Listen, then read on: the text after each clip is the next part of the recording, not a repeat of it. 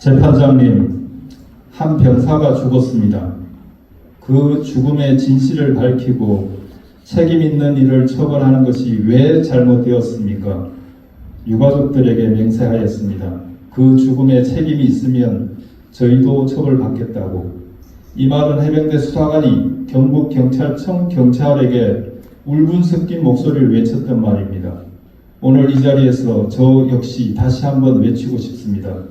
한 병사의 죽음에 책임 있는 자를 처벌하려는 것이 왜 잘못된 일입니까? 검찰은 사령관이 세 차례에 걸쳐 이첩 보류 명령을 하였고 제가 따르지 않았다고 주장하고 있습니다. 작년 7월 31일 12시 이후 모든 상황은 달라졌고 당시 혼란스러운 상황에서 사령관과 저는 국방부가 도대체 왜 이러는 것인가, 무엇 때문에 그런 것인지 궁금하였습니다.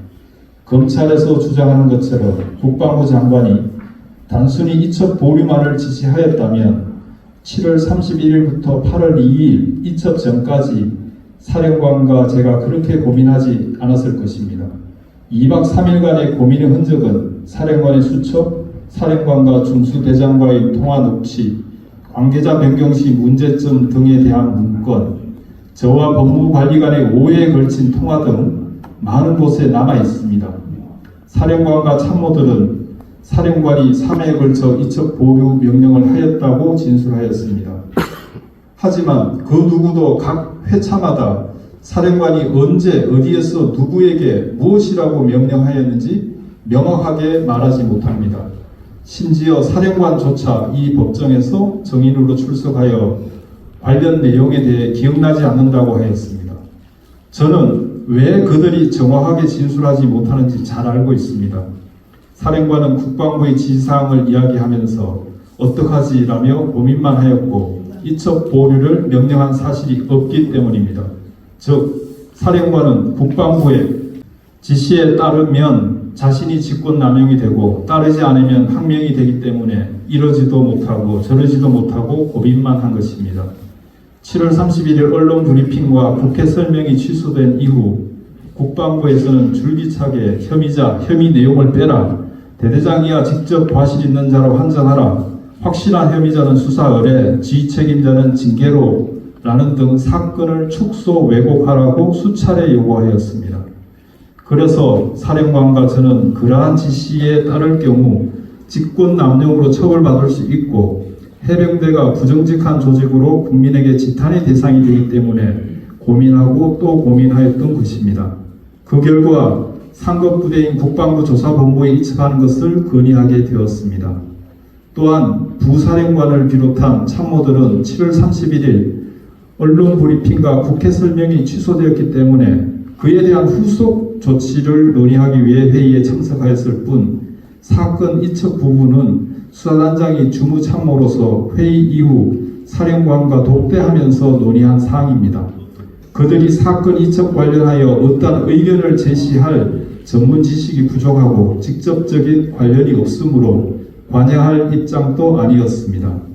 따라서 제가 7월 31일부터 2박 3일간 사령관 집무실에 거의 살다시피 한 이유가 바로 여기에 있는 것입니다. 요약하면 국방부의 지시의 본질은 사건을 축소 왜곡하여 다시 보고하라는 것이었습니다. 항명죄에 있어서 명령은 적법한 명령이어야 함은 주지의 사실입니다. 그런데 중수대장이 정인으로서 진술하였듯이 이첩 서류에서 혐의 내용을 빼라는 것은 1000페이지에 달하는 수사서류를 떼거나 변경하여야 하며 직권남용죄, 공문서 위조, 변조죄 등 불법을 하게 되는 위법한 명령입니다. 국방부도 이러한 사실을 잘 알고 있으므로 정당하게 문서로 명령하거나 명확하게 지시를 하지 않았고 단순히 이첩 보류만 지시하였다고 주장하는 것입니다. 검찰 역시 이러한 사정을 잘 알면서도 단순히 이첩 보류 명령만 문제 삼고 있습니다. 정리하면 국방부는 불법적인 명령을 하였고 사령관은 불법적인 명령에 따르면 자신이 직권남용으로 처벌받을 것을 우려하여 저와 함께 어떻게 할 것인가를 논의하였을 뿐 이첩 보류 명령을 하지 않았으며 검찰은 또 다른 불법적인 지시를 받고 저를 반드시 처벌하기 위해 허위로 구속영장을 청구하였고 이첩 보류 명령을 위반하였다고 주장하고 있습니다.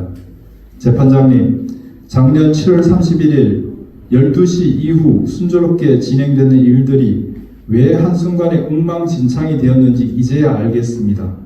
해외 출장을 앞둔 바쁜 와중에 장관이 군사보좌관의 갑작스러운 건의를 받고 계획된 언론 브리핑, 국회 국방위 설명 등을 취소하였다고 주장하는 점, 장관이 밤새 초고 간부들이 걱정되어 다음날 자신의 결재를 번복하였다고 하면서 정작 후속 조치로 지시한 것이 사단장 정상 근무 조치이고 초급 간부에 대해서는 한마디 언급도 하지 않은 점, 7월 30일 장관이 수사 결과를 보고받으면서 사단장도 처벌하여야 하는가라고 언급하였음에도 사단장에 대해서는 일절 언급하지 않았다고 허위 진술하는 점, 이첫 당일 검찰단에서 마치 무엇에 쫓기듯이 경북경찰청으로 가서 수사 서류를 불법 탈취해온 점, 그리고 그 과정에서 공직기관 비서관 등 대통령실, 경찰청, 국방부가 온종일 분주하였던 점, 대통령이 개인 휴대전화로 해외 출장 간 장관과 여러 차례 통화하였고 장관은 그 내용을 밝히지 못하는 점 등 이 모든 의문점에 대한 해답을 이제는 명확히 알겠습니다. 7월 31일 17시경 사령관에게 들은 대통령 경로는 사실이었고 국방부 장관이 02-800-7070 전화 한 통을 받고 이 모든 일이 엉망진창이 되었으며 이후에도 대통령실에서 국방비서관, 공직기관 비서관 등을 통해 전방위로 개입하였기 때문에 국방부, 해병대 사령부 모두 꿀먹은 벙어리 마냥 기억이 나지 않는다, 국가안보라 말할 수 없다라는 등 사실을 외면하고 거짓을 말하고 있다는 것을 이제는 명확히 알겠습니다. 재판장님, 이번 재판은 단순히 저 한 사람의 항명죄를 다투는 재판이 아닙니다. 본 사건은 이미 국가적인 사안이 되었고 국회에서 특검법으로 3차례 발의하였다가 대통령이 거부권으로 부결되어 4번째 특검법 발의가 예정되어 있습니다. 손바닥으로 하늘을 가릴 수 없듯이 진실을 언제까지 숨길 수는 없습니다. 거짓은 절대 진실을 이길 수 없는 법입니다. 재판장님, 우리 군 장병들에게 불법적인 명령을 하여서는 안 된다, 불법적인 명령에 복종하여서도 안 된다라고 말해 주십시오.